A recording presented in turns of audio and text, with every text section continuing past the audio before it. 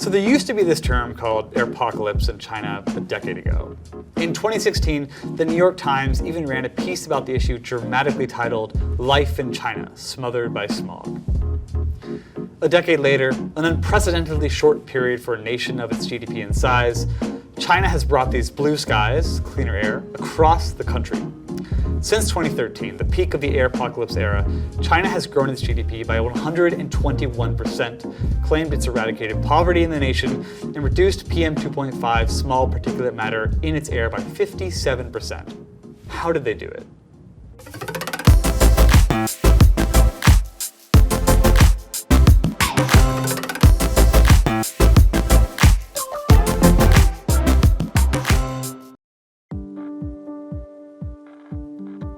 Let's go back to July 2008, a month before the Olympics in Beijing began.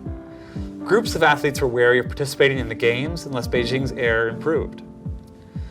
Now, this air pollution was due to the fact that in the decades prior, China followed a similar development path as many industrialized nations, but at a larger scale and a quicker speed. With industrialization, car ownership exploded. From 1992, when I was born, until 2008, vehicle sales in China increased from about 2 million per year to almost 10 million. Predictably, the growth in city traffic, combined with weak regulation of industrial emissions that were fueled by coal, led to smog.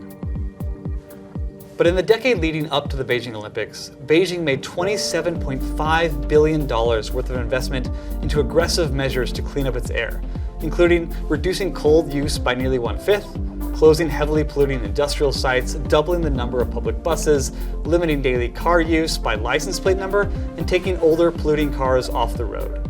During the Games, airborne particulate matter decreased from 50 to 30%. Researchers called it the largest effort made in human history to control air quality within a short period of time. But the Olympics were only a brief respite or window into a promised and better future. By 2013, the smog had come roaring back. Air pollution was contributing to 12.6% of all deaths in China, and in at least one province, air pollution was causing an economic loss equivalent to as much as 4% of the regional gross domestic product. The issue of pollution could no longer take second place to development. There was no denying one fact: something had to change. So in 2014, the Chinese government responded by declaring the upcoming decade a war on air pollution. They took the measures that had worked during the Beijing Olympics and implemented them nationwide. Again, more old cars were removed, industrial processes were cleaned, shut down, or relocated, and coal-fired boilers for wintertime were replaced with gas or electric. By 2017, Beijing had once again slashed its annual PM 2.5 concentrations by 25%. Other cities like Shanghai, Guangzhou, and Shenzhen had achieved similar gains. Now, yes, many cities in China have air pollution levels still over WHO standards.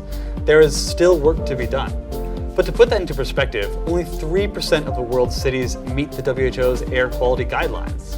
No countries do. So what's notable here is the unprecedented speed at which China turned its situation around.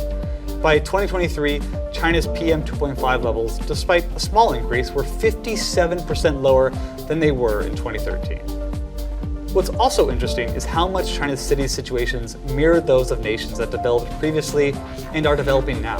LA was once, like Beijing and now New Delhi, known as the smog capital of the world. And London's experience and response during the Great Smog in 1952 actually helped inform Chinese policymakers in China over half a century later. So what does this mean for China and the world?